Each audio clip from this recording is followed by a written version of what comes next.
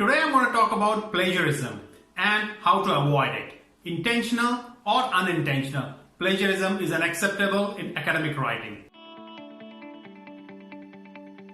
I'm going to share 8 different ways that you can avoid plagiarism. But before we begin, let me introduce myself. My name is Vidhi Poddar. I'm an associate professor and you're watching a series of talks aimed at understanding the PhD process.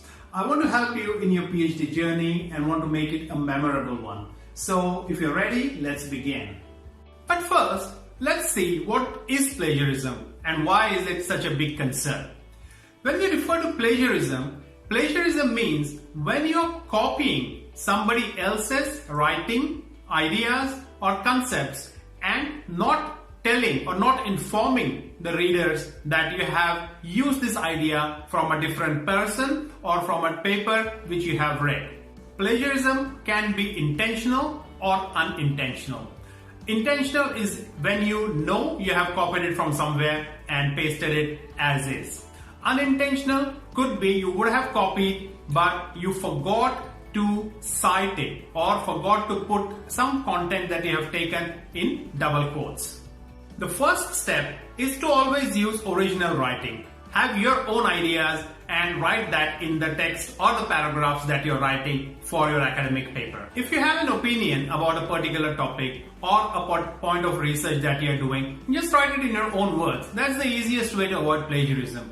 Plagiarism will not happen if you are not using somebody else's content. The second way in which you can avoid plagiarism is to paraphrase and cite. So if you have read say 4 or 5 different articles and you want to collect the ideas that you have gathered from reading those papers, you can do that. The only thing you have to do is paraphrase it, write it in your own words and always cite. So if you have used 5 papers, you should have at least 5 references where you cite that word. So the question comes is, what all should I cite? So common knowledge, public knowledge is not necessarily required to be cited. For example, cars drive on roads. That's a knowledge that everyone has. So you don't really need to cite that kind of an information. But if it is an academic thought, academic opinion that a researcher has given, you definitely have to cite that. Now the third tip.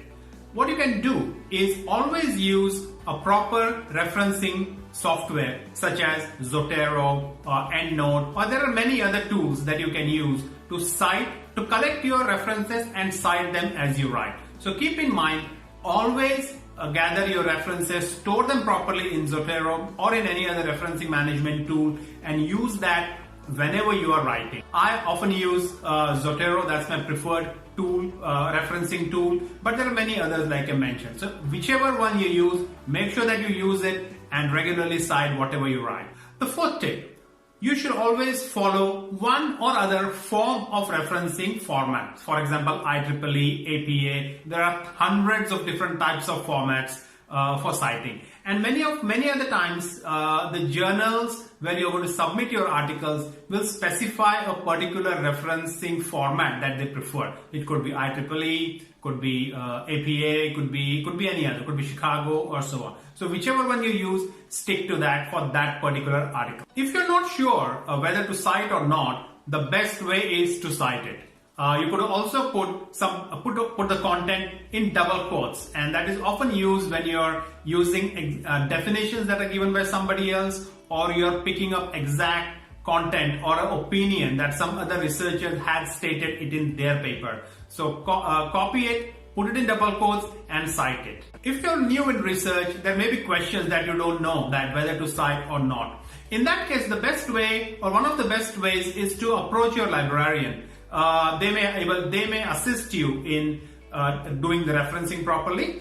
Alternatively, many times libraries do run workshops, referencing workshops. So I strongly recommend you attend those workshops and get a hang of doing referencing properly. Finally, once you have written and completed your document, it is a good idea to put that document through a plagiarism detection software.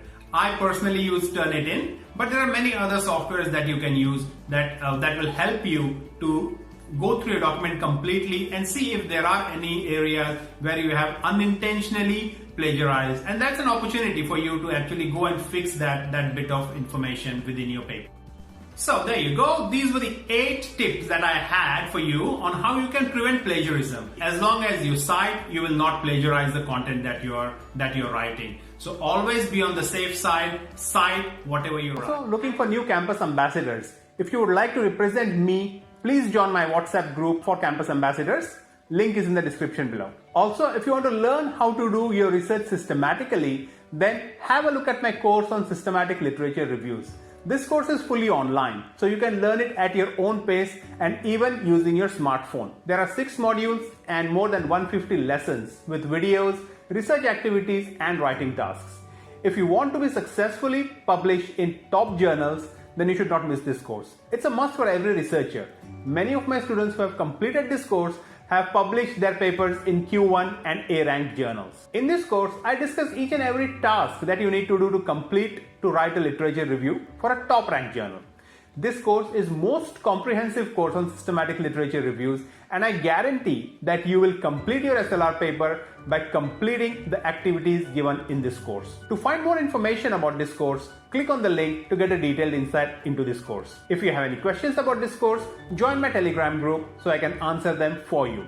Link is in the description below. If you have any suggestions or compliments, please leave them in the comments as I enjoy reading them.